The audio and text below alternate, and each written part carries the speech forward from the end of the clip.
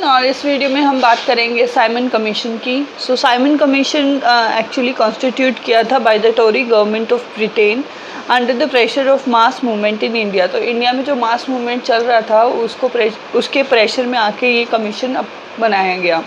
सो इस कमीशन के जो चेयरपर्सन थे वो थे सर जॉन साइमन, ठीक है। और इसका पर्पस क्या था?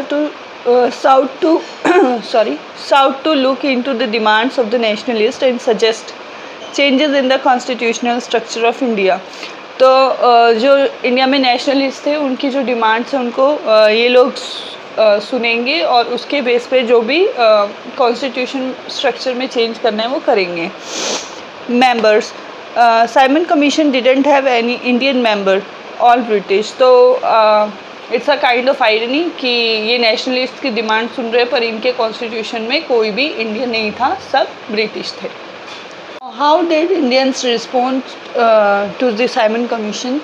सो ऑब्वियस सी बात है कि ये सुन के ना इंडियंस में बहुत रेज हुआ कि भाई हमारे कॉन्स्टिट्यूशन के लिए आप मतलब कोई थर्ड पार्टी अगर आपका डिसीजन ले then how you will feel. और प्लस उसमें इंडिया का कोई भी मेंबर नहीं था, so it cause huge amount of rain. तो जब बॉम्बे में वो साइमन कमीशन आया तो जहाँ जहाँ वो साइमन कमीशन गया वहाँ पे ब्लैक फ्लैग्स के साथ लोगों ने मार्च किया and they protested whole wide. So basically अगर आपके पास क्वेश्चन आता है कि how the Indian respond to the Simon commission, तो उसके लिए आप बताएंगे the Indian response was against the commission and the basic notion मतलब idea behind the exclusion that foreigners would discuss and decide upon India's fitness for self-government. This notion was seen as violation of the principle of self-determination and deliberate insult to the self-respect of Indians।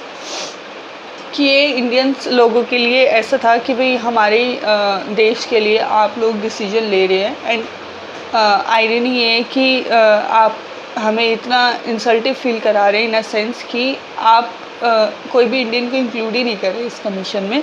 So that was the whole point. तो इसका क्या affect हुआ, let me tell you. So Simon commission arrived in India on Feb 3, 1928। तो फरवरी 3, 1928 को Simon commission आया था। तब मैंने जैसे आपको बताया कि लोगों ने प्रोटेस्ट किया, मास प्रोटेस्ट हुआ, जगह जगह रैलियाँ हुई और लोग ब्लैक फ्लैग्स ले गए और वो स्लोगन बोल रहे थे go back Simon, go back Simon, ठीक है।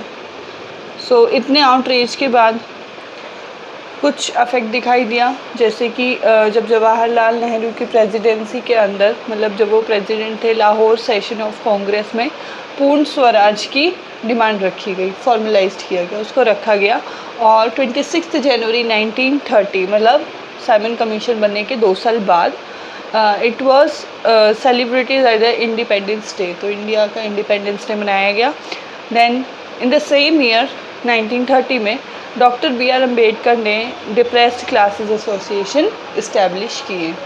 आई होप इस वीडियो से आपको कुछ हेल्प मिली हो एंड थैंक्स फॉर वॉचिंग।